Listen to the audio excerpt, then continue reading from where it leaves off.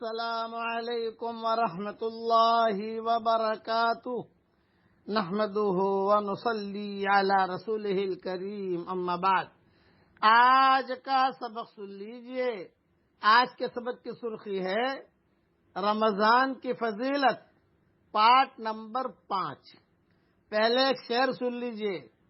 ٹوٹے رشتے وہ جوڑ دیتا ہے، ٹوٹے رشتے وہ جوڑ دیتا ہے، بات رب پہ جو چھوڑ دیتا ہے، بات رب پہ جو چھوڑ دیتا ہے، اس کے جود و کرم کا کیا کہنا، اس کے جود و کرم کا کیا کہنا، لاکھ مانگو وہ کروڑ دیتا ہے، لاکھ مانگو وہ کروڑ دیتا ہے۔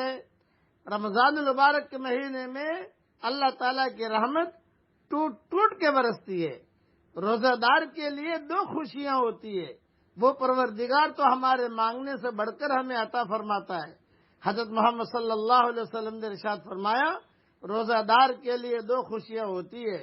نمبر 1 فرحۃ عند الافطار، ایک تو جب روزہ افطار کرتا ہے اس وقت اس کو خوشی ہوتی ہے، اس وقت کی دعائیں قبول ہوتی ہیں۔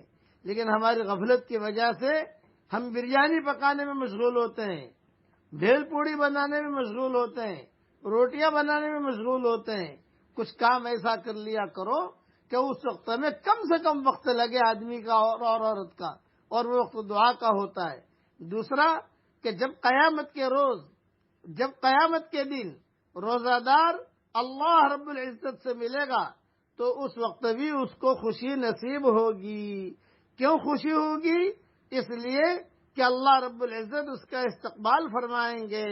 جیسا کہ حدیث پاک میں ہے، کچھ لوگ ایسے ہوں گے کہ قیامت کے دن اللہ تعالیٰ کے سامنے کھڑے ہوں گے، یہ اللہ تعالیٰ کو دیکھ کر مسکرائیں گے اور پروردگار ان کو دیکھ کر مسکرائیں گے اور ان کا استقبال فرمائیں گے۔ چنانچہ جنتیوں کے لیے خصوصی داخلہ ہوگا۔ چنانچہ کتنے لوگ ہوں گے جو قیامت کے دن اللہ تعالیٰ کا دیدار کریں گے۔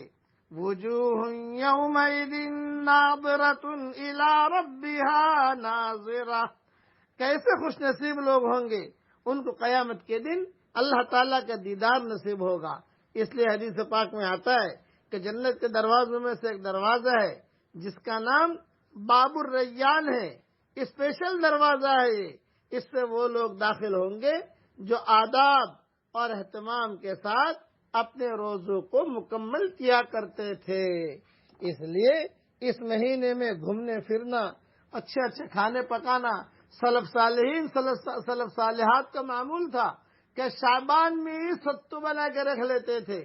پورے رمضان کے روزے کا انتظام شعبان سے ہی کر دیتی تھی۔ وہ ستو ہے، یہ کھجوریں ہیں، چنے ہیں، اس چیزیں تیار کر لیتی تھی اور پھر رمضان المبارک کے مہینے میں کم سے کم وقت کھانا پکانے میں لگے۔ لیکن اللہ معاف فرمائے، آج تو ہمارے یہاں رمضان میں ہی سب کھانے کے دروازے کھلتے ہیں، ڈشوں کے دروازے کھلتے ہیں، ایک دوسرے کی افطاری کی دعوت کرتے ہیں اور پارٹیاں کرتے ہیں۔ یہ ہرگز مناسب نہیں ہے، یہ وقت دعاؤں کا ہوتا ہے۔ اللہ ہمیں قدر کرنے کی توفیق عطا فرمائے۔ اب پڑھ لیجئے میرے ساتھ یہ دعا جو پڑھا رہا ہوں، حضرت جبریل علیہ السلام نے حضرت محمد صلی اللہ علیہ وسلم کو سکھائی تھی۔ پڑھیے میرے ساتھ، اللہم ارزقنی طیبا واستعملنی صالحا۔ اے میرے پیارے اللہ، مجھے پاک صاف روزی کھلا اور مجھے اپنے اچھے کاموں کے لیے استعمال فرما۔ یہ حدیث جامع صغیر میں ہے اور میں اس کا امیجز بنا کے بھیج رہا ہوں۔ روزانہ 1 مرتبہ تو یہ دعا مانگ لیا کرو۔ علماء نے لکھا ہے جو یہ دعا مانگے گا اللہ تعالیٰ اس کے پیٹ میں حلال لقمہ داخل کرے گا، ایک بات۔ دوسرا، نیک کام کے لیے اللہ اسے استعمال کرے گا۔ اللہ ہمارے بدن کو، ہمارے اعضاء کو نیک کام کے لیے استعمال کرے، یہ ہماری سعادت مندی کی علامت ہے۔ اللہ تعالیٰ یہ سعادت مندی ہم سب کو عطا فرمائے، آمین۔ وآخر دعوانا ان الحمد للہ رب العالمین۔